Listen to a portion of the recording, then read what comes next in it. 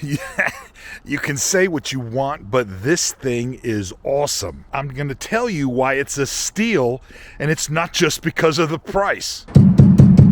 Hi, I'm Joe, and welcome to Motor City Boat Works. Let's get to work. Welcome back to the channel. It's that time to get away from the boat works and go in search of unusual boats from my bucket list. This time, I've traveled all the way to Buffalo, New York. I'm here to take a look at a very unusual steel trawler. This boat is a 1996 Glen-L Union Jack.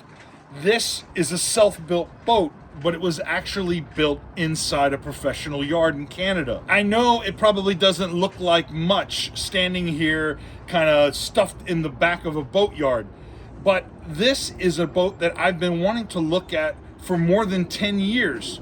The Union Jack design is a classic coastal cruising type of boat. It's got salty tugboat lines. It's one of the most successful big ship plans from Glen-L that ever came out. This boat is for sale on Facebook Marketplace for just $6,000. It's complete with a running diesel engine, but it needs some restoration and maybe some repair. I'm going to take you through this boat. We're going to go up inside and see all the bits and bobs. I hope you stick with me.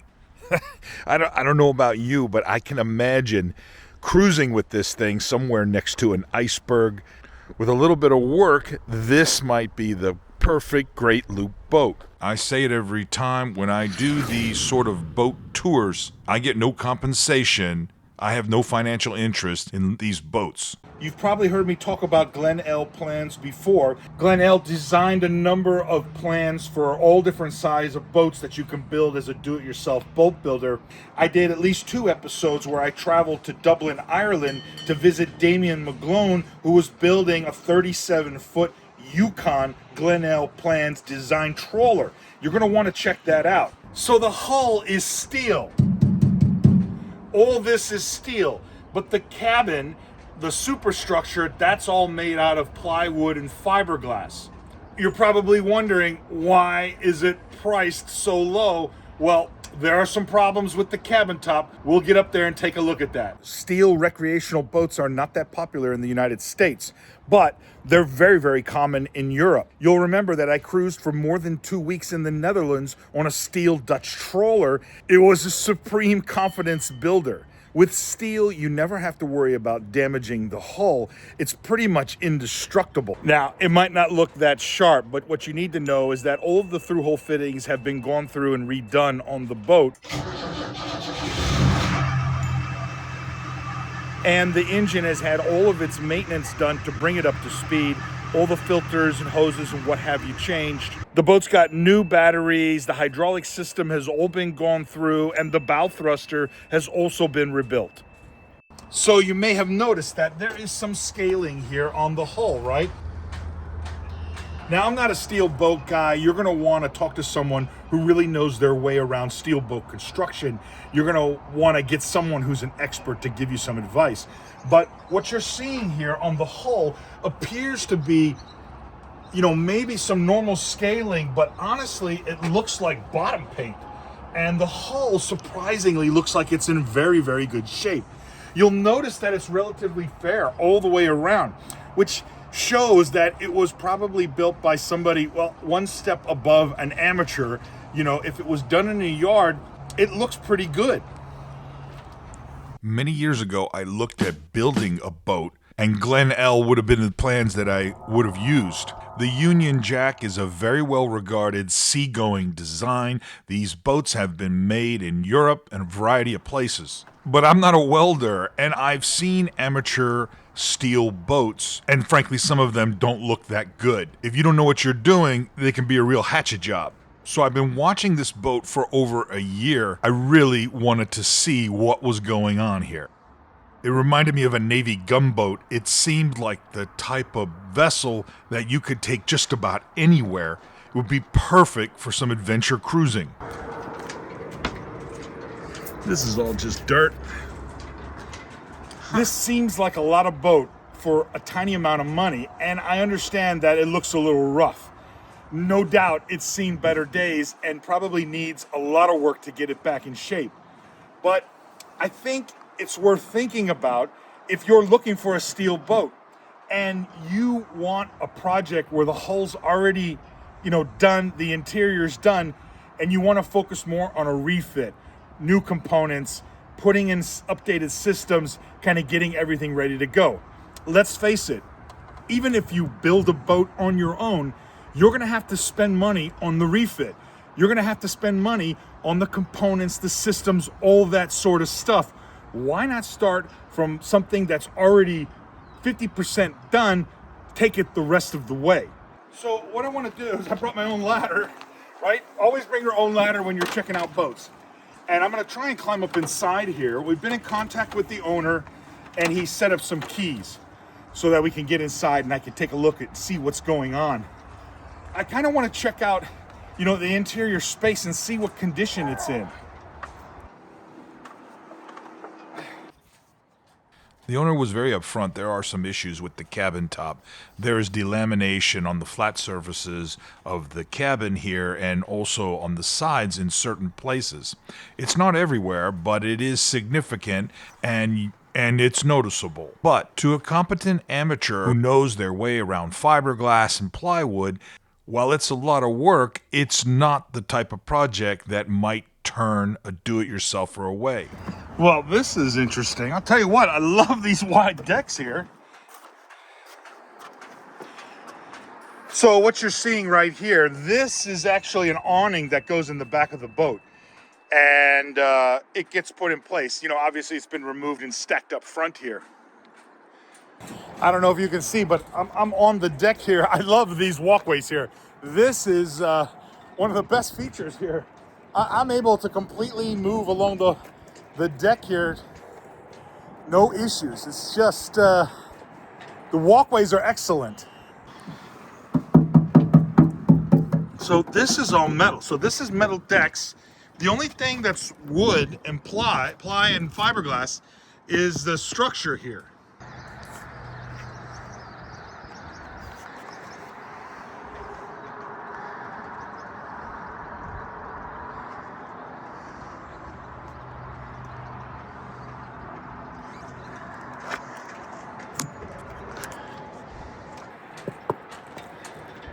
Check this here and see.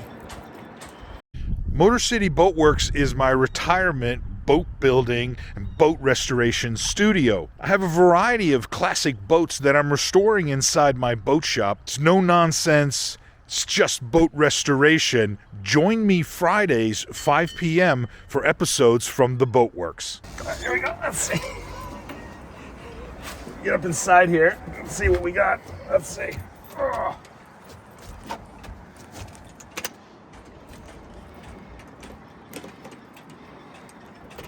No.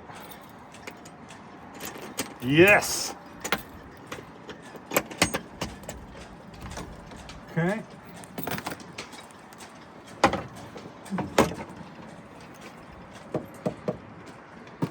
All right, right here. You can see right here. So, the owner, the owner was very upfront. There are some issues with the cabin top here. And I would say there are large spots that may need some sort of repair. But you'd have to exploratory kind of go all around and figure out what the scope of that's going to be. But it's not completely gone yet, but you can see right here. You've obviously got some delamination going on here. Perhaps along the side and stuff like that. There are some materials that come with the boat when you buy it. The owner's got large amounts of fiberglass and what have you for doing some of the repairs, and it was next on his list to do. He just didn't get to it yet.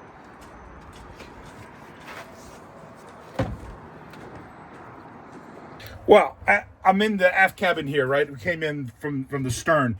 And I'll tell you, I got almost 6 foot room in here, maybe just a little bit less. It's hard to tell because the headliner's, down a little bit from perhaps the cabin top damage. But It's if this is a self-built boat, it's finished surprisingly well. I gotta say, this does not look bad. Nicely done. So this aft cabin, this aft cabin, you know, has a large berth that goes here. Right now there's a bunch of stuff here, but that's what goes in this space here. And remember, one of the things on my list of how to choose a great loop boat is having an aft cabin berth, right? A berth that's, you know, not the triangle up in the forepeak of the boat. Something in the aft cabin where you got a little bit more room and it's a little bit more like, you know, maybe living at home or in an apartment. You know, climbing inside here, I mean, it smells like any other boat. So there's not a strong smell of mildew or anything like that. So, you know, I have less concerns than I originally thought, you know, perhaps about the cabin top. So we'll poke around and see what we've got here. So this is interesting here. Looks like vinyl covered panels here. So you've obviously got some window leaks. Okay.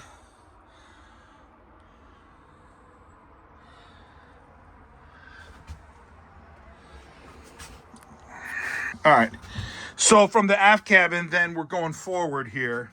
This is the main central salon here and your helm station up front there. You can take a look. All right. So, all right.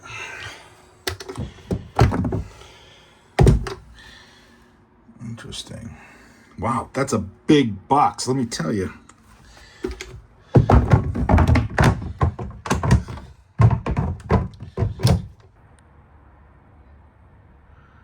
The original specs for this boat called for 250 gallons of fresh water. The owner says that there's a 12-volt refrigerator also included.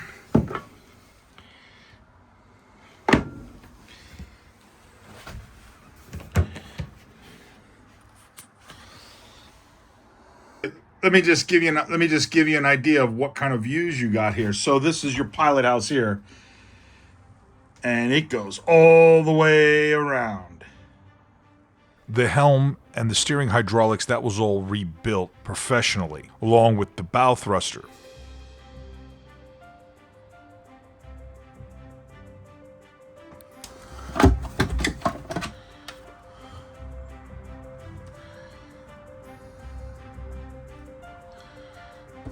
This is the radar there. All the electronics, all the GPS, everything apparently works.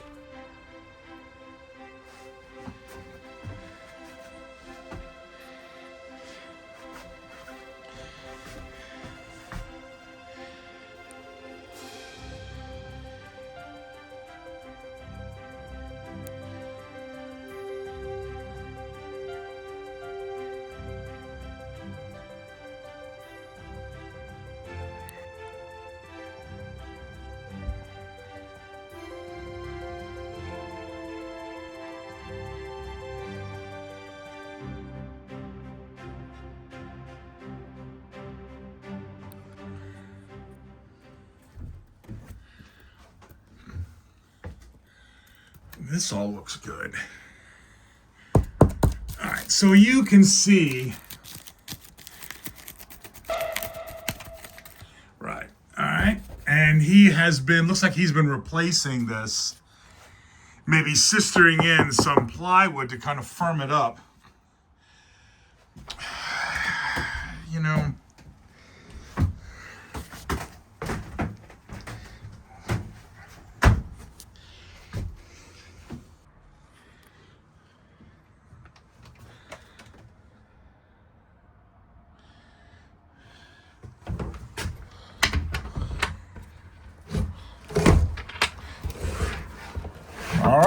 all right, what do we got going on down here? Let's see. It looks kind of dark. Let's see what's happening here.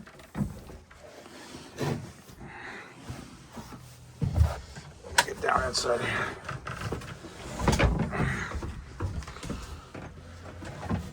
Oh, several steps here. All right, not much light here. Let's see.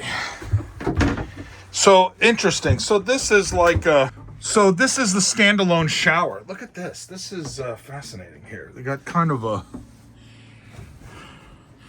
DIY shower built in here. This is clever, actually. I gotta be honest with you. There's not much room here, but it is dedicated and standalone. So, you know, someone who's got some design ambition could probably make this work a little better. I like that. I wonder if I can get this open. Let's see. Let me see here. Oh, there we go. Something's on it. I think something's in the way. You got a light here? Do we dare look in the head? Let's see what's going on here. You might have to come over the top. Or right on the outside here. Oh, look at that. All right.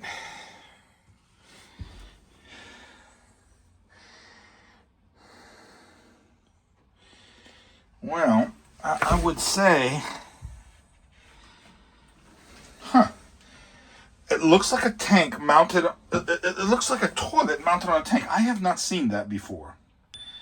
But that would be a clever way to get a tank inside there. You gotta kind of like this. You got all manner of wiring here.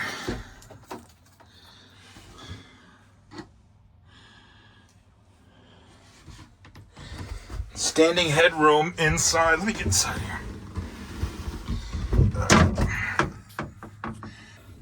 Well, without a doubt, I'm a big guy, right? And but I am inside the head here.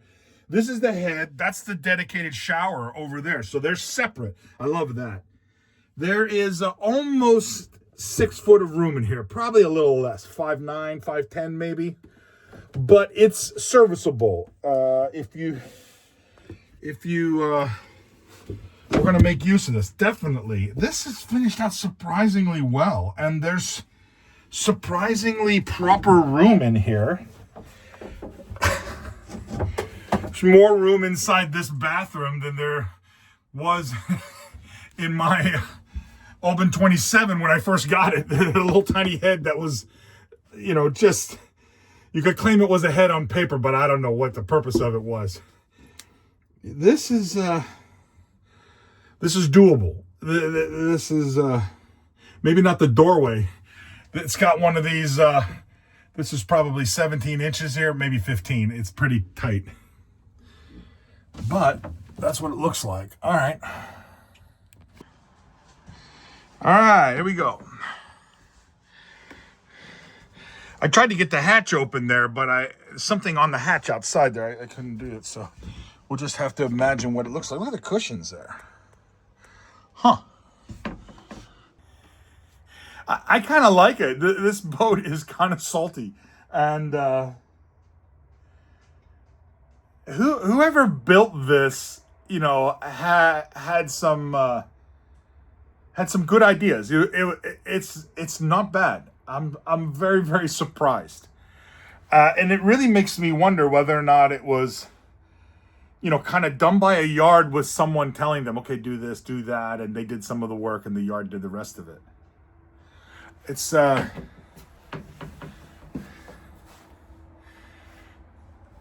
is kind of interesting. I'm gonna get a flashlight so we can get in here and see a little better. All right, so what we did, I pulled up these steps here from the aft cabin, from the forward cabin. We pulled up the steps there, and there's a panel that slides up right here. This panel slides up, and you get access to what I'm guessing is the engine in here. Let's see if we get a light in there. This is not the only access to the engine compartment. Apparently, there is an access hatch in the aft cabin that allows you to basically enter a crawl space and move all the way forward to where the engine and the batteries are located, and there's a whole engine compartment that you can get access to. I wasn't able to do that. So, you know, look, the reason I wanted to show this boat is I've been looking at it for more than a year, and the price has been dropped over time. The owner is looking to, you know, get out of the boat and Now it's priced very sharp. He's got it listed at $6,000, and I believe he's a motivated seller. So who is this boat for? You know, this is not a project for a newbie who's never undertaken, you know, any type of boat restoration. And it may even be a little bit more of an intermediate project for somebody. But, you know, if you were ever thinking about building a boat and you were going to do it from Glen-L Plans or something like that, it seems like you would be a lot further ahead for a lot less money purchasing, you know, an old salty boat like this, and then, you know, having a pot of money to you know, refit it and kind of get everything proper. Because I think people misjudge how much money, effort, time it takes to build a boat, to make a custom boat. And everyone on YouTube focuses on, I'm building the hull and I'm sanding and grinding and now I'm flipping the hull over and I'm replacing rot and I'm living in the woods pretending to be a carpenter and all this kind of nonsense. But the reality is that building the hull of the boat, let alone the superstructure, the cabin that goes, you know, above decks, this is only a fraction of what it takes to make a custom boat, to build any boat. I mean, 1/4, 1/3 of the whole overall project is just doing the hull and the structure. People forget that it's thousands of dollars and tens of thousands of dollars to put in the systems on the boat, to put in new reliable gear, to configure it the way you're going to use it for your long-term cruising. And that doesn't even include the engine. You know, luckily here you got a running Ford 120 horsepower diesel engine. You know, it's been serviced. There's parts available for those engines. We've talked about that before in some of my other episodes. You'd never know, and you'd want to have a mechanic check out the engine, but you're already ahead of the game in that you don't have something that's rare and obscure like I did in my Trawler, something that's not available anymore. Who is this project for? Somebody who wants a steel boat? Somebody who can weld? Somebody who's handy and a little bit of a carpenter? Somebody who's willing to undertake some fiberglass repairs, probably composites and stuff, and do a little bit of boat building, maybe rebuild parts of the cabin top. You know, of course, you could just, I don't know, throw some epoxy and cloth on it, close everything up, and be on your way. But, you know, for a little bit of effort, you probably just start removing some of the rot and replacing things piece by piece.